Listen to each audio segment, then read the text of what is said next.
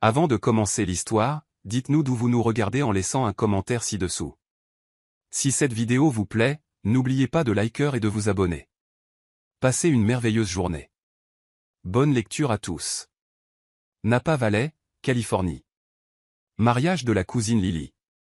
Le cœur de Noah Carter battait la chamade, tel un solo de batterie, tandis qu'il balayait du regard le vignoble parfaitement entretenu où toute sa famille élargie s'était réunie. 3 tables de tantes curieuses, de cousins jacassants, et sa grand-mère Lilian, la matriarche de la famille, qui s'était donné pour mission personnelle de lui trouver une petite amie. Où est cette mystérieuse Emma dont tu n'arrêtes pas de parler? Grand-mère Lilian agrippa son bras avec une force surprenante pour ses 82 ans.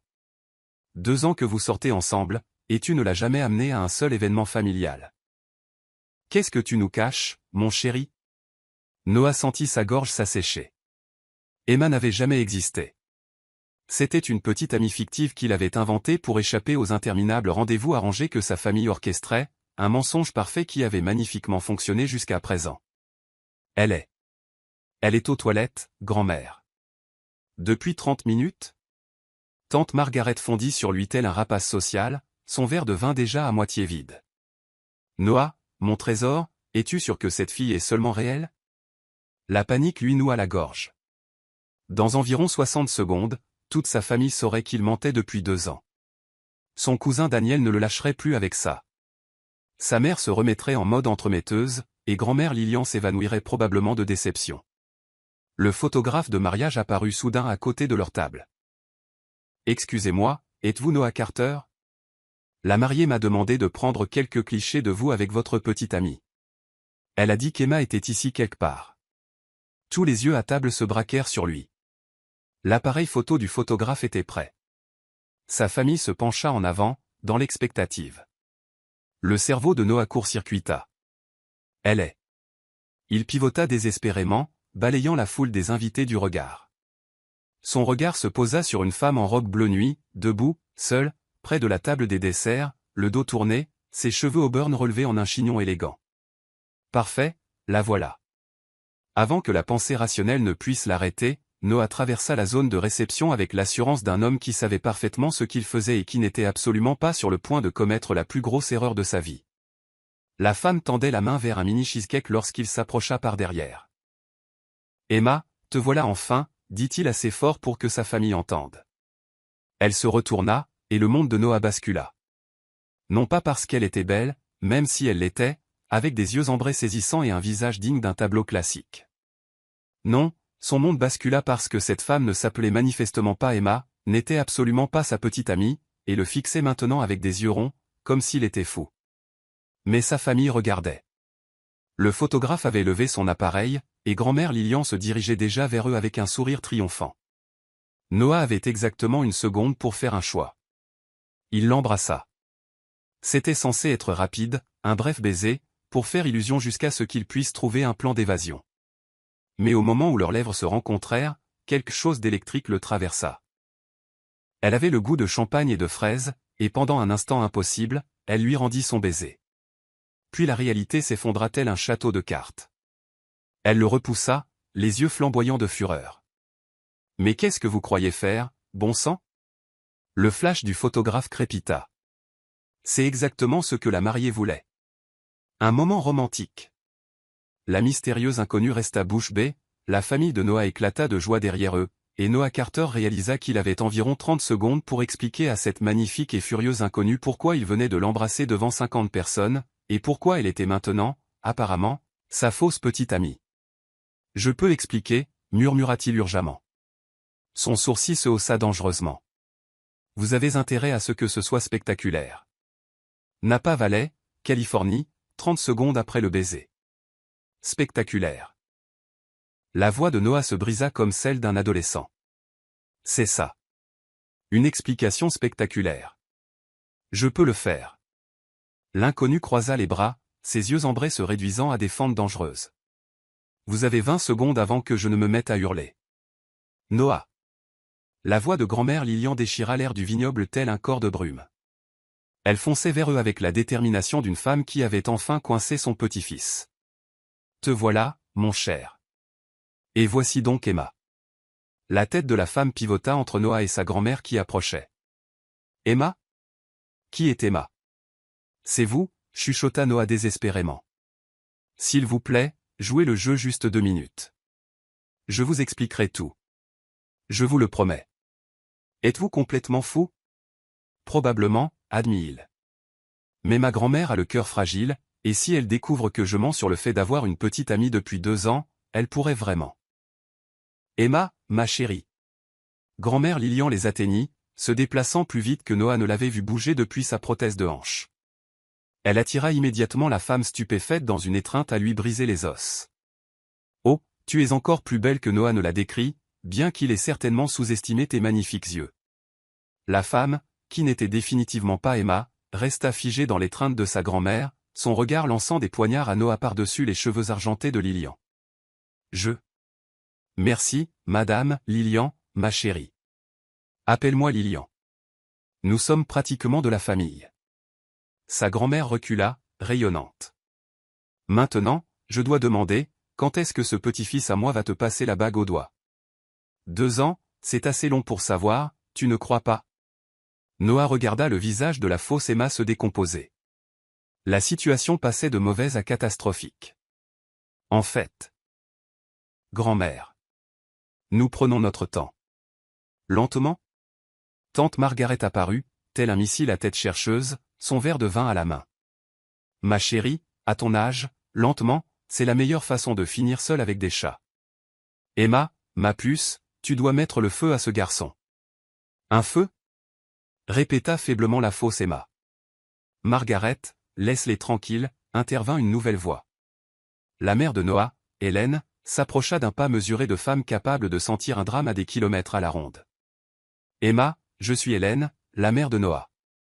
J'avais tellement hâte de vous rencontrer. La pauvre femme avait l'air piégée dans un cauchemar. Noah devait faire quelque chose. Maman, Emma est un peu submergée de rencontrer tout le monde en même temps. Submergée? Quelle idée! Grand-mère Lilian fit un geste dédaigneux. Emma, ma chère, parlez-nous de vous. Que faites-vous dans la vie? Où vous êtes-vous rencontrés? Voulez-vous des enfants? Je suis. Les yeux de la fausse Emma cherchèrent désespérément autour d'elle avant de se poser sur le panneau du vignoble derrière eux. Je suis sommelière. Noah cligna des yeux. C'était franchement brillant. Sommelière? Sa mère frappa dans ses mains. Comme c'est fascinant. Où travaillez-vous? Ici, dit rapidement la fausse Emma, puis elle sembla réaliser son erreur. Je veux dire, pas ici spécifiquement, mais à Napa. Je suis consultante pour divers vignobles. Tante Margaret se pencha, l'air de conspirer. Et le mariage? Comme c'est romantique que vous assistiez à un mariage ensemble. Une répétition pour le vôtre, peut-être? Le sang-froid de la femme se fissura enfin. Écoutez, je pense qu'il y a eu un malentendu. Aucun malentendu du tout, rayonna grand-mère Lilian. Le jeune amour est magnifique. Mais je pense qu'il est temps qu'on ait cette annonce de fiançailles, n'est-ce pas, Hélène? La mère de Noah hocha la tête avec enthousiasme. Je suis tout à fait d'accord.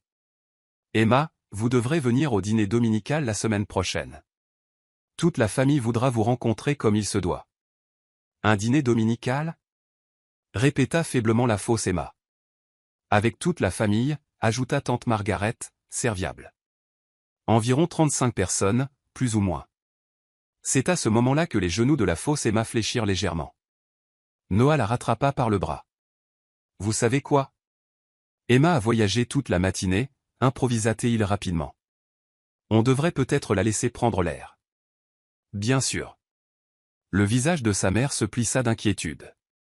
Comme c'est impoli de notre part. Allez-y, vous deux, les tourtereaux. Nous discuterons plus longuement au dîner.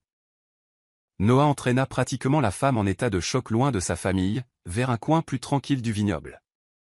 Lorsqu'ils furent hors de portée de voix, elle pivota vers lui. 35 personnes? Un dîner dominical? Avez-vous complètement perdu l'esprit? Écoutez, je sais que ça a l'air mauvais. L'air mauvais? Sa voix monta dans les aigus. Vous avez embrassé une parfaite inconnue, dit à toute votre famille que j'étais votre petite amie, et maintenant je suis apparemment une sommelière nommée Emma qui est attendue à un dîner de famille. Techniquement, c'est vous qui avez trouvé la partie sommelière, fit remarquer Noah. Ses yeux ambrés lancèrent des éclairs dangereux. N'essayez même pas de me rejeter la faute dessus. Vous avez raison. Vous avez absolument raison. Il passa les mains dans ses cheveux. C'est entièrement de ma faute. Mais s'il vous plaît, écoutez-moi. Ma famille essaie de me caser depuis des années. Ma grand-mère a littéralement un carnet rempli d'épouses potentielles. J'ai inventé Emma pour m'acheter un peu de paix, mais je n'aurais jamais pensé qu'il voudrait vraiment la rencontrer. Alors, vous avez pensé que vous alliez juste attraper la première femme venue et espérer que ça passe. Bon, quand vous le présentez comme ça a l'air vraiment stupide. C'est vraiment stupide. Ils se fixèrent un moment. Puis, de façon inattendue, ses lèvres tressaillirent. C'est insensé, murmura-t-elle. Complètement insensé, approuva Noah. Mais pourriez-vous envisager de m'aider, juste pour aujourd'hui? Je jure que je trouverai un moyen de vous sortir de là sans nous embarrasser ni l'un ni l'autre. Elle étudia son visage un long moment. C'est quoi votre vrai nom? Noah Carter. Et vous n'êtes définitivement pas Emma. Définitivement pas. Je suis Emma Liu, elle marqua une pause. Et je n'arrive pas à croire que j'envisage même cela, mais votre grand-mère a l'air vraiment adorable. Elle l'est. Elle veut juste que je sois heureux. Et lui mentir vous rend heureux. Noah grimaça. Non, ça me rend temporairement moins misérable. Il y a une différence. Malgré elle, Emma faillit sourire. Vous êtes nul à ça. À quoi? Être charmant. La plupart des hommes qui embrassent des inconnus au hasard dans les mariages sont au moins doués pour se sortir du pétrin en parlant. Me croiriez-vous si je disais que c'était mon premier baiser à une inconnue au hasard? Franchement, oui. Vous avez l'air sur le point de vomir. Ils restèrent là, dans la lumière déclinante de la Californie, entourés par le doux bourdonnement des festivités du mariage et les rires lointains de sa famille. Noah réalisa qu'il retenait son souffle. Alors, dit finalement Emma, parlez-moi d'Emma. Vignoble de Napa Valley, sous les guirlandes lumineuses. Noah regarda Emma, essayant de savoir par où commencer pour expliquer 2 ans de fiction élaborée. La réception du mariage continuait autour d'eux, les guirlandes lumineuses jetant une lueur chaude sur le vignoble tandis que les couples se balançaient au son d'un quartet de jazz. Emma, dit-il enfin, est censée être infirmière en pédiatrie à Portland. Elle a un chien adopté nommé Muffin, fait les meilleurs cookies aux pépites de chocolat du monde, et est allergique aux fruits de mer. Les sourcils d'Emma se haussèrent. Vous avez vraiment bien réfléchi à tout ça. Je devais bien. Ma famille pose des questions de suivi. Noah desserra sa cravate, sentant le poids de sa tromperie.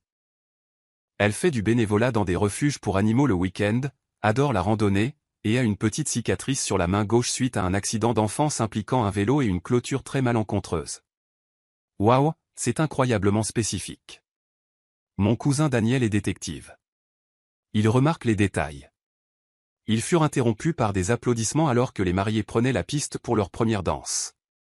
La foule s'est rassemblée et Noah sentit Emma se raidir à côté de lui alors que sa famille les repérait à nouveau. Les voilà. Grand-mère Lilian leur fit signe de venir. Venez, vous deux, photo de famille. Avant qu'ils ne puissent protester, ils furent emportés dans la foule des membres de la famille Carter qui s'assemblaient pour les photos. Noah se retrouva avec Emma pressée contre son flanc, sa main reposant légèrement sur sa poitrine tandis que le photographe les arrangeait. Ayez l'air naturel, chuchota-t-elle à travers son sourire. Je ne me souviens plus de ce qu'est le naturel, répondit-il en chuchotant. Grand sourire, Emma, lança l'oncle Frank, le frère du père de Noah, qui avait la fâcheuse habitude de parler par point d'exclamation. Bienvenue dans le clan fou des Carter. Le sourire d'Emma s'éclaira automatiquement. Merci. Tout le monde a été si accueillant. Le photographe enchaînait les clichés tandis que Noah s'émerveillait de la facilité avec laquelle elle se glissait dans le rôle. Elle riait aux terribles blagues de l'oncle Frank, complimentait la robe de tante Margaret, et parvenait même à avoir l'air sincèrement intéressé lorsque son cousin adolescent, Ryan, commença à expliquer son dernier jeu vidéo.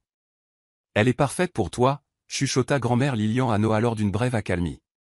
N'ose même pas la laisser filer. La culpabilité lui tordit l'estomac. Grand-mère, je suis sérieuse, Noah. Cette fille te regarde comme si tu avais décroché la lune, et tu t'illumines comme un sapin de Noël quand elle sourit. C'est du vrai, mon chéri. Noah jeta un coup d'œil à Emma, qui était maintenant en grande conversation avec sa mère sur les accords mèvins.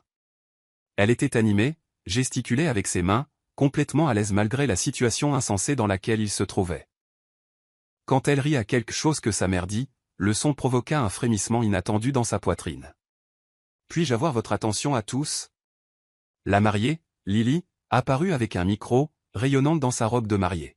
« Je voulais remercier tout le monde d'être ici pour célébrer avec Nathan et moi, mais j'ai une annonce spéciale à faire. » La foule se tut, les verres levés dans l'expectative. Certains d'entre vous ne le savent peut-être pas, mais mon cousin Noah nous a caché sa petite amie pendant 2 ans. Lily leur lança un sourire radieux. Mais ce soir, nous avons enfin l'occasion de rencontrer la fameuse Emma. Noah, amène-la ici.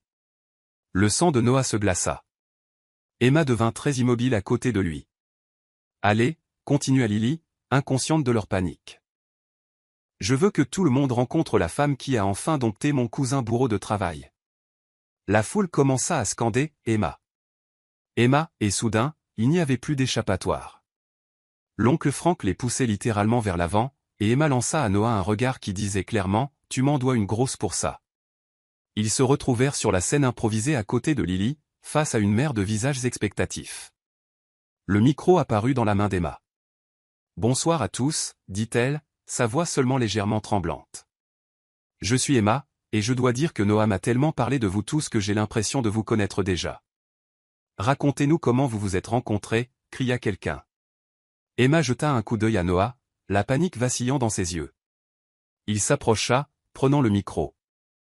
Nous nous sommes rencontrés dans un café, dit-il, se souvenant de l'histoire qu'il avait racontée à sa mère des mois auparavant. Emma lisait cet énorme livre sur les régions viticoles, et j'ai fait une blague terrible sur le fait qu'elle devait réviser pour un examen final très spécifique. C'était la pire phrase d'accroche que j'ai jamais entendue, enchaîna Emma sans façon, et la foule rit. Mais il avait l'air tellement mortifié que j'ai eu pitié de lui. En plus, il m'a acheté un croissant au chocolat pour se faire pardonner. Et le reste appartient à l'histoire, déclara Lily, visiblement ravie.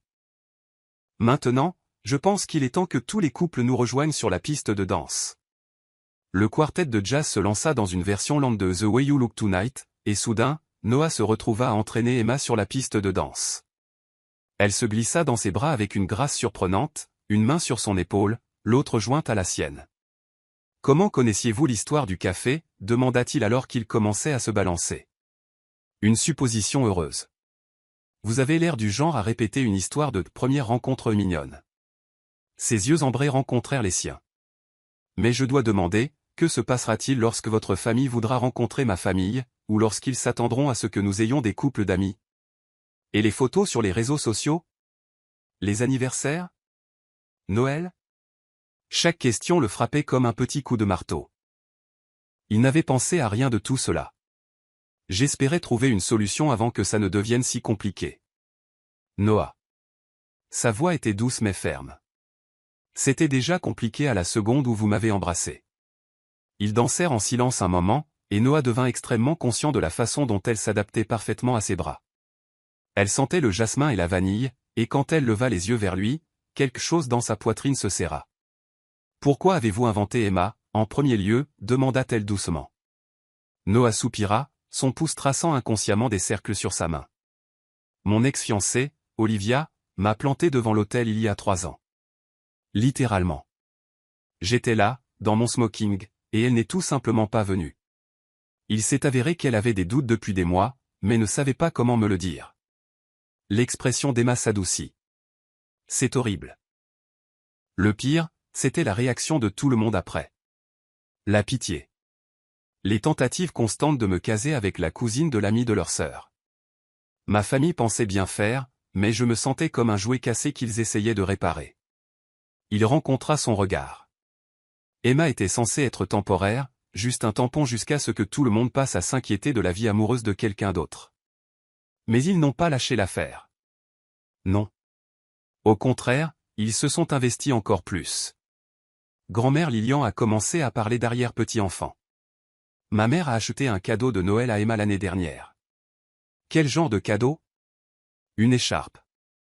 Elle est toujours dans mon placard avec l'étiquette. Malgré tout, Emma sourit. C'est en fait très mignon. C'est horrifiant. J'ai un placard plein de cadeaux pour une personne imaginaire, et maintenant je danse avec une belle inconnue qui prétend être elle. Les mots restèrent en suspens entre eux, et Noah réalisa ce qu'il venait de dire. Les joues d'Emma rougirent légèrement. Vous me trouvez belle? Je vous trouve incroyable, dit-il honnêtement. Vous gérez cette situation insensée avec plus de grâce que je n'aurais cru possible. La plupart des gens se seraient enfuis en hurlant à l'heure qu'il est. La nuit est encore jeune, dit-elle. Mais elle souriait. La chanson se termina, mais ils ne se séparèrent pas immédiatement. Autour d'eux, d'autres couples discutaient et riaient, mais Noah avait l'impression qu'Emma et lui étaient dans leur propre bulle. Noah, dit-elle doucement. Que se passe-t-il demain? Avant qu'il ne puisse répondre, une nouvelle voix trancha le moment comme une lame froide. Tiens, Noah Carter. Ils se tournèrent pour voir une femme dans une robe noire élégante s'approcher, ses cheveux blonds parfaitement coiffés, son sourire aussi aiguisé que du verre brisé. L'estomac de Noah tomba dans ses chaussettes. Olivia, souffla-t-il. Son ex-fiancé tendit une main parfaitement manucurée à Emma. Et vous devez être la fameuse Emma dont j'entends tant parler. Je suis Olivia Harper, l'ex-fiancée de Noah. La main d'Emma se resserra légèrement sur le bras de Noah, et il pouvait sentir la tension qui émanait d'elle. La présence d'Olivia changeait tout. Il ne s'agissait plus seulement de tromper sa famille aimante. Cela s'apprêtait à devenir un champ de bataille. C'est si bon de vous rencontrer enfin, Emma, continua Olivia, sa voix mielleuse et empoisonnée. J'ai tellement de questions sur la façon dont Noah et vous vous êtes mis ensemble. Nous avons tellement de choses à rattraper. Vignoble de Napa Valley, la confrontation. Les retours d'eux sembla se figer alors qu'Olivia Harper se tenait là, dans sa robe noire parfaitement taillée, semblant tout droit sorti des pages d'un magazine de mode haut de gamme. Chaque cheveu blond était en place.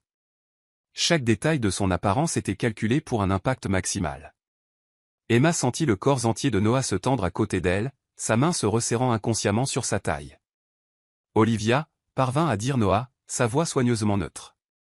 Je ne savais pas que tu serais là. Lily et moi avons repris contact à notre cours de yoga, répondit Olivia suavement, ses yeux bleus glaciers ne quittant jamais le visage d'Emma. Quand elle a mentionné le mariage de son cousin, je devais simplement venir la soutenir. Et imagine ma surprise quand j'ai entendu dire que tu avais enfin trouvé quelqu'un de spécial. Le mot « enfin » dégoulinait d'une subtile condescendance, et Emma sentit son instinct de protection s'enflammer. Elle ne connaissait Noah que depuis 2 heures, mais quelque chose dans le sourire prédateur d'Olivia lui donnait envie de se placer entre eux comme un bouclier. « C'est un plaisir de vous rencontrer », dit Emma, tendant la main avec un sourire chaleureux qui n'atteignit pas tout à fait ses yeux. « Noah vous a mentionné, bien sûr. » La poignée de main d'Olivia fut brève et froide. « Que des bonnes choses, j'espère. » Il est remarquablement gracieux à propos du passé, répliqua Emma, et elle sentit le regard surpris de Noah. Il faut une vraie force de caractère pour parler gentiment de quelqu'un qui vous a fait du mal. Un éclair de quelque chose de dangereux passa dans l'expression d'Olivia avant qu'elle ne retrouve son calme parfait. Lui, gracieux. Oh, ma chère, je pense qu'il y a eu un malentendu sur ce qui s'est passé entre nous. Mesdames, intervint rapidement Noah, peut-être que nous devrions. Non, Olivia fit un geste dédaigneux. Emma mérite de connaître la vérité sur le passé de son petit ami, n'est-ce pas? Après tout, l'honnêteté est si importante dans une relation. L'ironie ne leur échappa pas, mais Olivia continua aveuglément. Tu vois, Emma, Noah et moi avons simplement réalisé que nous voulions des choses différentes. J'étais prête pour l'aventure, pour l'évolution, pour élargir mes horizons. Mais Noah.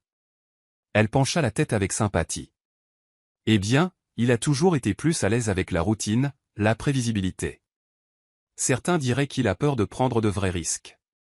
Emma sentit une vague d'indignation au nom de Noah. Prendre des risques comme embrasser une parfaite inconnue lors d'une réception de mariage? Les mots sortirent avant qu'elle ne puisse les retenir, et elle regretta immédiatement l'implication. Mais les yeux d'Olivia s'aiguisèrent avec intérêt. Comme c'est merveilleusement spontané. Mais je dois dire, Emma, vous me semblez remarquablement familière. Nous sommes-nous déjà rencontrés? Vous me rappelez quelqu'un. La panique de Noah était maintenant presque palpable. Olivia, je pense. Oh. Olivia claqua des doigts, son visage s'illuminant d'une fausse reconnaissance. Je sais exactement à qui vous me faites penser. Il y a une sommelière dans ce charmant petit bar à vin de San Francisco qui vous ressemble trait pour trait. Emma. Quelque chose? Liu? Je crois. Elle fait parfois des dégustations privées pour notre cabinet. Le sang quitta le visage d'Emma. De toutes les coïncidences impossibles au monde, Olivia savait vraiment qui elle était. Comme c'est intéressant, continua Olivia, observant la réaction d'Emma comme un chat avec une souris coincée. Elle est assez talentueuse, en fait. Spécialisée dans les vins de Bourgogne, si je me souviens bien. Le monde est petit, n'est-ce pas? L'esprit d'Emma tournait à plein régime. Nier serait inutile maintenant. Olivia la reconnaissait clairement. Mais admettre la vérité détruirait Noah devant toute sa famille. Elle pouvait les voir du coin de l'œil, grand-mère Lilian discutant joyeusement avec d'autres parents, ignorant totalement que leur soirée parfaite était sur le point d'imploser. Olivia, dit Noah doucement, une menace dans la voix. Qu'est-ce que tu fais? Je prends juste des nouvelles d'anciens amis et j'en rencontre de nouveaux, répondit Olivia innocemment. Bien qu'une chose m'intrigue, Emma. Comment exactement une sommelière professionnelle de San Francisco s'est-elle retrouvée à être la petite amie de Noah venant de Portland? Ça fait un sacré trajet pour une relation. Le moment s'étira comme un fil tendu. Emma pouvait sentir le poids des attentes de la famille de Noah, la chaleur de l'étreinte de sa grand-mère, l'affection sincère dans les yeux de sa mère. Ces gens l'avaient accueilli comme une famille sur la base d'un mensonge. Mais leur amour pour Noah était absolument réel. Et Olivia était sur le point de tout détruire. Pourquoi? Vengeance? Rancune? La satisfaction de prouver qu'elle pouvait encore blesser l'homme qu'elle avait abandonné? Vous avez tout à fait raison, dit soudain Emma, sa voix claire et stable. Je suis Emma Liu. Le souffle coupé de Noah fut audible. Mais elle continua avant qu'il ne puisse parler. J'ai menti sur mon nom quand nous nous sommes rencontrés parce que je gérais une situation client difficile et je ne voulais pas mélanger ma vie professionnelle et personnelle. C'était stupide, vraiment. Mais au moment où j'ai réalisé à quel point la famille de Noah comptait pour lui, il semblait trop gênant de corriger. Elle regarda directement Olivia. Noah le sait, bien sûr. Il me taquine gentiment à ce sujet depuis des mois, n'est-ce pas, chérie? Le terme affectueux roula sur sa langue naturellement, et elle sentit la surprise de Noah se transformer en quelque chose de plus chaud. À chaque occasion, dit-il, sa voix gagnant en force. Même si je pense toujours qu'Emma te va mieux. Tu vois. Et Marie.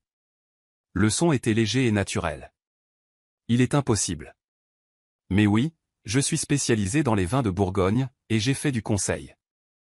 C'est merveilleux que nous ayons ce lien, Olivia. Le monde est vraiment petit. Le calme parfait d'Olivia se fissura légèrement. Elle s'attendait clairement à ce que sa révélation cause plus de dégâts. Comme c'est pratique, dit-elle lentement. Et vous vivez actuellement à Portland? En fait, je passe de plus en plus de temps ici en Californie, improvisa doucement Emma. Noah a été très patient avec mon style de vie quelque peu nomade. L'industrie du vin me fait beaucoup voyager. Nomade, répéta Olivia, et Emma pouvait pratiquement voir les rouages tourner dans sa tête. Comme ça doit être épuisant pour votre relation. Toute cette distance, toutes ces opportunités de rencontrer de nouvelles personnes. L'implication était claire, et cette fois, Noah s'avança. Olivia, ça suffit. Je m'inquiète juste pour toi, mon chéri. La voix d'Olivia dégoulinait de fausse sympathie. Les relations à distance sont si difficiles. La tentation, la solitude. Je détesterais te voir souffrir à nouveau. La seule personne qui m'ait jamais fait souffrir, dit Noah doucement, se tient juste en face de moi. Et j'ai surmonté ça il y a longtemps. Quelque chose vacilla sur le visage d'Olivia, de la surprise, peut-être même de la douleur. Un instant, son masque parfait glissa, et Emma entrevit quelque chose de vulnérable en dessous. Noah, Ma voix était ferme mais pas méchante. Tu as fait ton choix il y a 3 ans. Tu as décidé que je n'étais pas assez. Que notre vie ensemble n'était pas assez. Et tu sais quoi? Tu avais probablement raison. Nous n'étions pas faits l'un pour l'autre. Il se tourna vers Emma, et la chaleur dans ses yeux lui coupa le souffle. Mais ceci, fit-il en désignant l'espace entre eux. Ceci. C'est différent. Emma me défie, me surprend, me donne envie d'être meilleure. Elle voit des possibilités que je n'avais jamais envisagées, et fait que même les moments ordinaires ressemblent à des aventures. Pendant qu'il parlait, Emma réalisa avec stupeur qu'il ne jouait plus seulement la comédie pour Olivia. Il y avait quelque chose de réel dans sa voix, quelque chose qui faisait battre son cœur irrégulièrement. « C'est charmant, » dit Olivia, mais sa voix avait perdu son tranchant. « Je suis sûr que vous serez très heureux ensemble. » Le renvoi était clair, mais alors qu'elle se tournait pour partir, elle s'arrêta et regarda Emma. « Vous savez, j'espère vraiment que les choses s'arrangeront pour vous deux. » Mais Emma. Sa voix s'adoucit presque imperceptiblement. « Soyez prudente. Noah a tendance à tomber amoureux de l'idée de quelqu'un plutôt que de qui il est vraiment. Assurez-vous juste qu'il voit la vraie vous. » Avec cet avertissement énigmatique, elle se fondit à nouveau dans la foule, laissant Noah et Emma seuls au bord de la piste de danse. Ils restèrent silencieux un moment, le poids de ce qui venait de se passer s'installant entre eux. « Je suis désolé, » dit enfin Noah. « J'aurais dû te prévenir qu'elle pourrait être là. J'aurais dû. » « Arrête. » Emma posa une main douce sur son bras. « Tu n'as pas besoin de t'excuser pour son comportement. Mais ce qu'elle a dit. Sur le nom, sur le fait de me reconnaître. C'est réglé. » Emma rencontra son regard. « Nous allons bien. Ta famille pense toujours que nous sommes le couple parfait. » Et la petite démonstration de force d'Olivia s'est retournée contre elle. « Ouais, mais... » Noah fit une pause, étudiant son visage. « Pourquoi as-tu fait ça? Tu aurais pu la laisser tout exposer. Ça t'aurait sorti de ce pétrin. » Emma réfléchit sérieusement à la question. Pourquoi l'avait-elle protégée? Pourquoi s'était-elle plus souciée des sentiments de sa famille que de sa propre porte de sortie? Ta grand-mère a acheté une écharpe de Noël à Emma, dit-elle doucement. Ce genre d'amour. Ça mérite d'être protégé. L'expression de Noah devint tendre. Emma, commença-t-il. Mais elle ajouta rapidement, essayant d'alléger le moment, et puis, Olivia commençait sérieusement à m'énerver. Il y a quelque chose de profondément satisfaisant à décevoir une peste. Cela lui valut un rire sincère, et la tension entre eux se relâcha. Danse encore avec moi, demanda-t-il en lui tendant la main. Tu es sûr de pouvoir supporter une autre chanson lente sans qu'Olivia ne débarque pour causer plus de drame? Je suis prêt à prendre le risque si tu le es. Alors qu'ils retournaient sur la piste de danse, Emma devint extrêmement consciente que quelque chose avait changé entre eux. La panique désespérée de leurs premières interactions avait été remplacée par quelque chose de plus chaud, de plus authentique. Quand Noah la serra contre lui cette fois, ça ne semblait plus être un acte. Ce qu'elle a dit à la fin, dit Emma doucement, alors qu'il se balançait au son de la musique. Sur le fait que tu tombes amoureux des idées plutôt que de la réalité. Y avait-il du vrai là-dedans? Noah resta silencieux si longtemps qu'Emma pensa qu'il n'allait pas répondre. Peut-être, admit-il enfin. Avec Olivia, je crois que j'étais plus amoureux de l'idée d'être fiancé, d'avoir tout compris, que d'elle en particulier. Quand elle est partie, ce n'était pas seulement un cœur brisé. C'était cette terrible réalisation que j'avais peut-être vécue dans une fantaisie. C'est pour ça que tu as créé Emma? Une autre fantaisie? Non. Sa réponse fut immédiate et certaine. Emma était censée être un bouclier, pas un rêve. Juste une protection pour ne pas avoir à essayer à nouveau. Ils dansèrent dans un silence confortable, et Emma se surprit à étudier son visage dans la douce lumière du vignoble.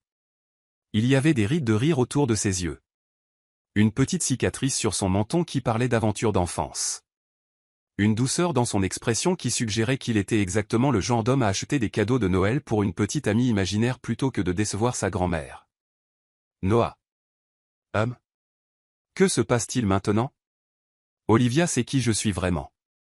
Même si elle ne dit rien ce soir, elle pourrait causer des problèmes plus tard. La main de Noah se resserra légèrement sur sa taille. Je ne sais pas. Je suppose.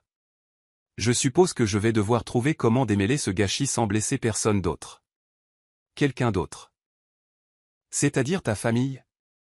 Quelqu'un d'autre. C'est-à-dire toi, corrigea Théil doucement. Tu as déjà fait plus que ce que j'avais le droit de demander.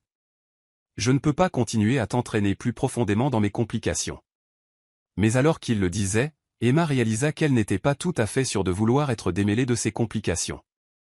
Debout là, dans ses bras, entourée par la chaleur de l'amour de sa famille et l'atmosphère magique du vignoble, elle ressentait quelque chose qu'elle n'avait pas éprouvé depuis longtemps. Elle avait l'impression d'être à sa place. Cette réalisation aurait dû la terrifier. Au lieu de cela, elle la remplit d'une dangereuse sorte d'espoir. Et si, dit-elle prudemment, ça ne me dérangeait pas d'être un peu plus emmêlée? Les pas de Noah faiblirent légèrement. Emma. Je dis juste. Hypothétiquement. Que peut-être nous n'avons pas besoin de tout régler ce soir. Peut-être qu'on pourrait juste voir ce qui se passe. Il arrêta complètement de danser, reculant pour sonder son visage. Est-ce que tu suggères ce que je pense que tu suggères? Je suggère, dit-elle, son cœur martelant contre ses côtes, que peut-être que l'invitation à dîner de ta famille pour Noël ne doit pas être la pire chose qui nous soit jamais arrivée à tous les deux. Pendant un moment, ils restèrent immobiles au milieu de la piste de danse. Le poids de la possibilité suspendue entre eux comme un pont qu'aucun n'était tout à fait prêt à traverser. Puis Noah sourit. Un vrai, authentique sourire a coupé le souffle qui fit comprendre à Emma exactement pourquoi sa famille était si déterminée à le voir heureux. « Emma Liu, dit-il, voudrais-tu être ma fausse petite amie encore un peu plus longtemps ?» Noah Carter, répondit-elle, s'étonnant elle-même de la sincérité de ses paroles. « Je croyais que tu n'allais jamais demander. » San Francisco, Californie. Une semaine plus tard. Emma regardait son reflet dans le miroir en pied de son appartement, remettant en question son choix de tenue pour la 3e fois en 10 minutes. La robe bleu marine était professionnelle sans être guindée. Élégante sans être trop habillée. Parfaite pour rencontrer les parents de Noah pour leur premier dîner officiel en couple dans un restaurant chic d'Union Square. Le problème n'était pas la robe. Le problème était que quelque part entre le vignoble le week-end dernier et ce moment précis, la ligne entre la comédie et la réalité était devenue dangereusement floue. Son téléphone vibra. Un texto de Noah. Dehors, quand tu seras prête. Pas de pression. Mais ma mère planifie ce dîner depuis mardi et pourrait bien exploser d'excitation si nous sommes en retard. Malgré ses nerfs, Emma sourit. Au cours de la semaine passée, ils avaient échangé des dizaines de textos sous prétexte de coordonner leur histoire. Mais leur conversation avait évolué bien au-delà de la logistique. Il lui avait envoyé des photos de son café du matin avec des tentatives de plus en plus ridicules de l'attard. Elle avait partagé des photos du spectaculaire coucher de soleil depuis le toit-terrasse de son bar à vin. Ils avaient débattu de tout, des mérites des techniques de vinification françaises par rapport aux italiennes à la question de savoir si l'ananas avait sa place sur une pizza. Une discussion étonnamment animée qui avait duré 3 heures et révélé que Noah était bien plus passionné par la nourriture qu'elle ne l'avait initialement pensé. L'intimité décontractée de leurs échanges par texto semblait plus naturelle que n'importe quelle relation qu'elle avait eue depuis des années, ce qui était précisément le problème. Attrapant son sac à main et une veste légère, Emma descendit pour trouver Noah appuyé contre une élégante berline noire, d'une beauté injuste dans un costume gris anthracite qui complétait parfaitement ses cheveux sombres. Quand il la vit, son visage s'illumina de ce genre de sourire sincère qui faisait faire des petits sauts périlleux à son estomac. « Tu es incroyable, dit-il en se redressant.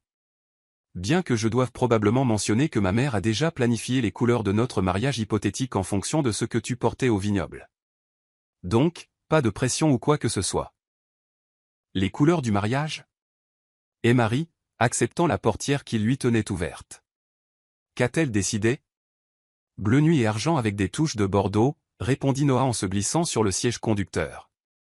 Elle a déjà mis en favori 17 lieux différents et a des opinions bien arrêtées sur les centres de table. Ta mère travaille vite. Tu n'as pas idée. Elle a créé un tableau Pinterest intitulé Au mariage de rêve d'Emma avec plus de 200 épingles. J'ai fait l'erreur de mentionner que tu aimais les pivoines lors de notre appel téléphonique de mercredi, et maintenant elle fait des recherches sur la disponibilité saisonnière des fleurs. Alors qu'il roulait dans le trafic du soir de San Francisco, Emma s'émerveillait de se sentir si à l'aise avec lui. La panique initiale et la gêne de leur première rencontre avaient été remplacées par une complicité facile qui semblait à la fois surprenante et inévitable. Noah était plus drôle qu'elle ne s'y attendait, avec un esprit vif et sec qui la prenait au dépourvu, et il écoutait avec le genre d'attention concentrée qui lui donnait l'impression d'être la personne la plus intéressante du monde. Alors, dit-elle en ajustant sa ceinture de sécurité, quel est le plan de match pour ce soir? Y a-t-il une version particulière de notre histoire d'amour que je devrais être prête à raconter?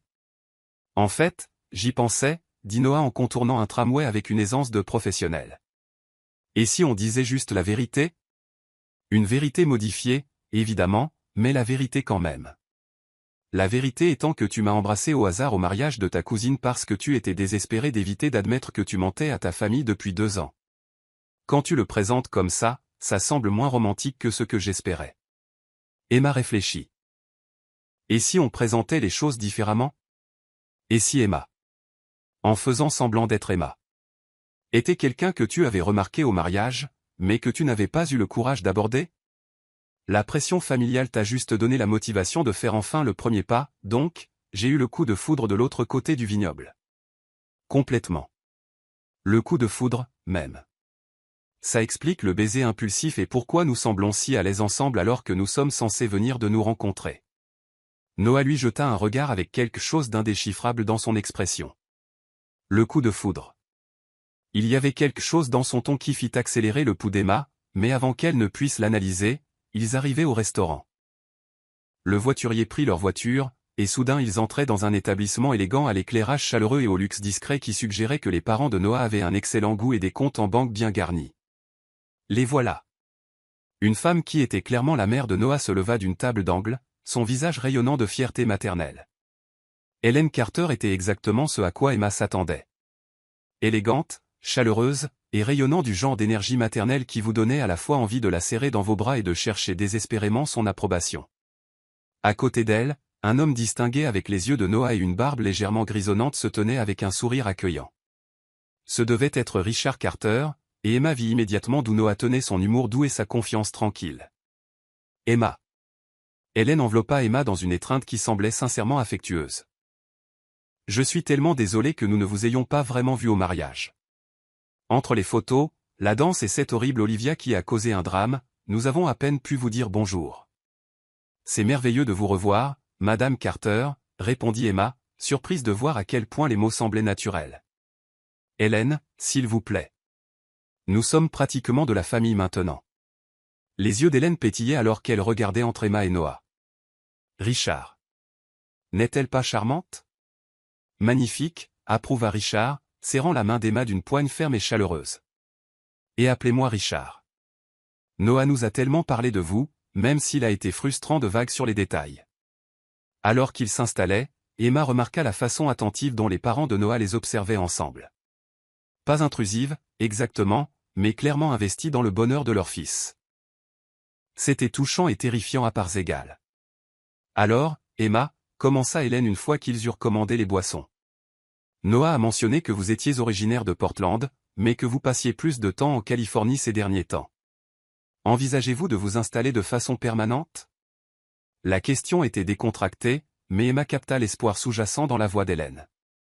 Ces gens voulaient si désespérément que leur fils soit heureux qu'ils s'investissaient déjà émotionnellement dans une relation qui était fondamentalement un mensonge. J'y réfléchis sérieusement, répondit Emma prudemment. Mon travail me donne de la flexibilité, et la Californie commence à me plaire. Qu'est-ce qui vous plaît en particulier en Californie? Demanda Richard. Le temps? La région viticole? La compagnie? Ses yeux pétillaient d'une malice paternelle, et Emma se sentit se détendre malgré les circonstances compliquées. Définitivement la compagnie, dit-elle en jetant un coup d'œil à Noah, bien que la région viticole ne gâche rien. En parlant de ça, Hélène se pencha en avant d'un air conspirateur. Nous espérions que vous pourriez nous aider à planifier une petite surprise pour l'anniversaire de Noah le mois prochain. Il a été si stressé par le travail ces derniers temps, et nous pensions qu'une escapade d'un week-end serait bien, peut-être quelque part dans le comté de Sonoma. Le cœur d'Emma se serra. L'anniversaire de Noah était le mois prochain, et il planifiait déjà des célébrations qui l'incluaient. La toile de mensonges s'étendait bien au-delà de tout ce qu'elle avait anticipé. Cela semble merveilleux, parvint-elle à dire. Bien que je doive probablement vérifier mon emploi du temps. Déjà fait, intervint Noah doucement, sa main trouvant la sienne sur la table. J'ai peut-être mentionné à Emma que mon week-end d'anniversaire était un moment familial sacré. Elle l'attend avec impatience depuis des semaines. La façon décontractée dont il mentait à ses parents aurait dû la déranger, mais au lieu de cela, Emma se surprit à admirer sa vivacité d'esprit. Son pouce traçait de légers cercles sur ses phalanges, et elle se demanda si le geste était pour le bénéfice de ses parents ou s'il était aussi nerveux qu'elle. Parfait. Hélène frappa dans ses mains. Nous pensions louer une maison près de Healdsburg, quelque chose avec une cuisine pour que nous puissions cuisiner ensemble. Peut-être un jacuzzi pour se détendre. très discret et familial. Emma adore cuisiner, ajouta Noah, décidant apparemment d'improviser sauvagement. Elle fait ce risotto incroyable qui change la vie. Emma lui lança un regard qu'elle espérait signifier « Nous allons avoir une conversation sérieuse sur mes supposés talents culinaires plus tard », mais sourit à ses parents. « J'aime bien cuisiner, même si je pense que Noah surestime peut-être mes capacités. » « Quelle idée » dit Richard. « Toute femme capable de capter l'attention de notre fils plus de 5 minutes a clairement des talents exceptionnels. Il est impossible à coincer pour les dîners de famille depuis l'université. »« Papa » protesta Noah, mais il souriait. « C'est vrai. Tu te souviens de Sarah, de ton département marketing? Une fille charmante. Eh bien, nous l'avons tout de suite appréciée, mais tu as annulé 3 dîners de famille d'affilée parce que tu étais trop occupé par des projets. » Sarah était gentille, concéda Noah, mais nous n'avions pas grand-chose en commun. Et Jennifer, l'avocate de ton immeuble?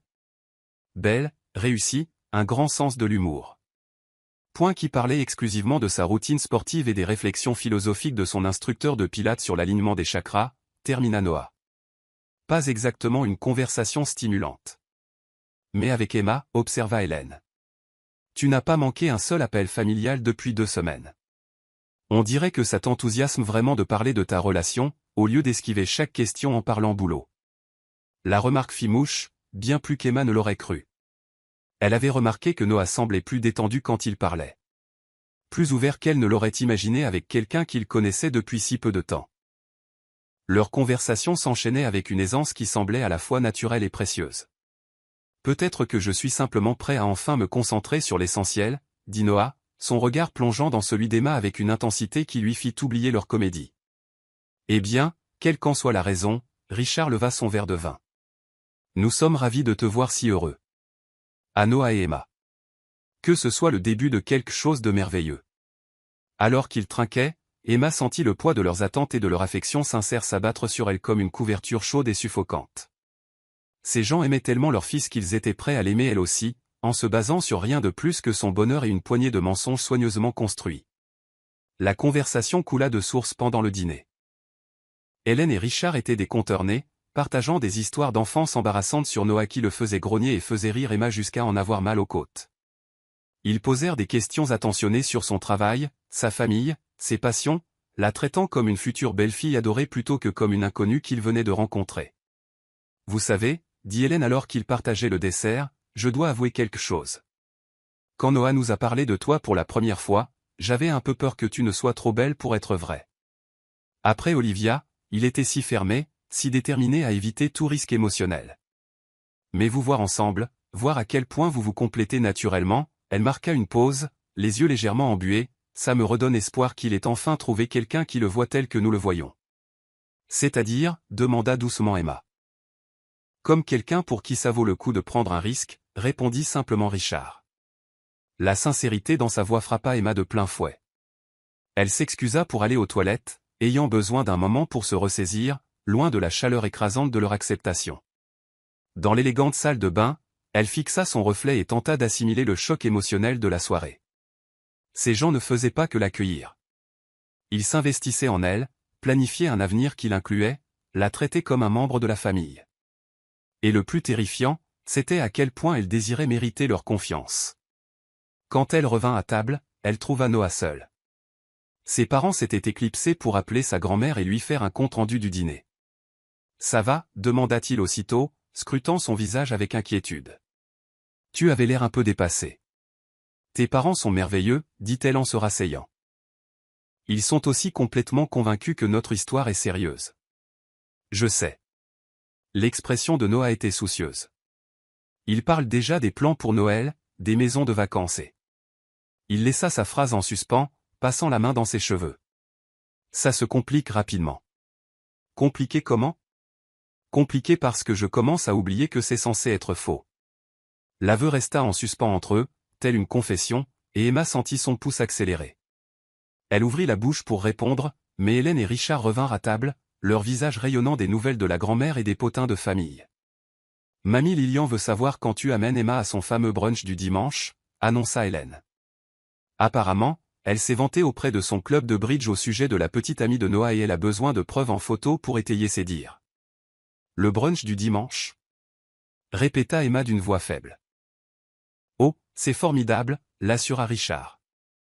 Lilian fait des pancakes aux myrtilles incroyables et toute la famille élargie passe dans la matinée.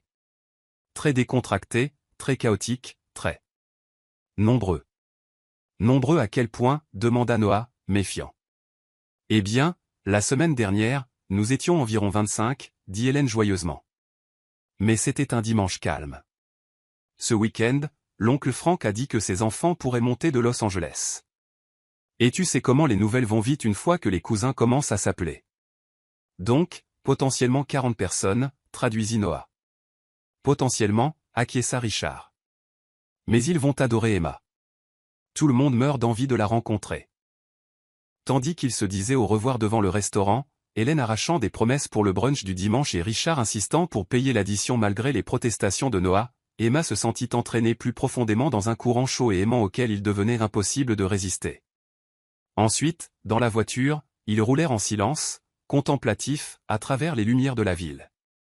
40 personnes, dit finalement Emma. Plein de monde, confirma Noah. Chez ta grand-mère, avec sans doute d'autres séances photos et interrogatoires familiaux. Et nous sommes censés être fous amoureux. Fous amoureux, approuva Noah. Complètement, désespérément, éperdument amoureux. Ils s'arrêtèrent à un feu rouge et il se tourna pour la regarder dans la lueur des lampadaires. Son expression était sérieuse, presque vulnérable. Emma, qu'est-ce qu'on est en train de faire? C'était la question qu'elle évitait depuis une semaine. Ce non-dit qui prenait plus de place à chaque rire partagé, chaque contact fortuit, chaque moment où la comédie ressemblait moins à un jeu d'acteur et plus à de l'espoir. Je ne sais pas, admit elle, mais je ne crois pas être prête à arrêter pour l'instant. Le feu passa au vert, mais Noah n'accéléra pas tout de suite. À la place, il tendit la main par-dessus la console centrale et prit la sienne, entrelaçant leurs doigts avec un naturel qui aurait dû l'alarmer. 40 personnes, ça fait beaucoup de témoins, dit-il doucement. En effet. Si on doit faire ça, il faut être convaincant. Très convaincant. Ce qui veut dire qu'on devrait sans doute s'entraîner. S'entraîner à quoi, exactement? Noah se gara sur le bas-côté et se tourna complètement vers elle. À être un couple. Le vrai comportement d'un couple. Le genre d'intimité qui convainc 40 membres de la famille que nous ne sommes pas juste deux personnes qui se sont rencontrées il y a une semaine et ont décidé de simuler une relation. Le cœur d'Emma battait à tout rompre. À quel genre d'entraînement pensais-tu? Au lieu de répondre tout de suite, Noah leva la main et glissa une mèche de cheveux derrière son oreille, ses doigts effleurant sa mâchoire. Le geste était tendre, intime, exactement le genre d'affection naturelle que les couples de longue date partagent sans y penser. On doit être à l'aise avec le contact physique, dit-il doucement. À l'aise avec une intimité de tous les jours, suffisamment à l'aise pour que ça ait l'air naturel plutôt que répété.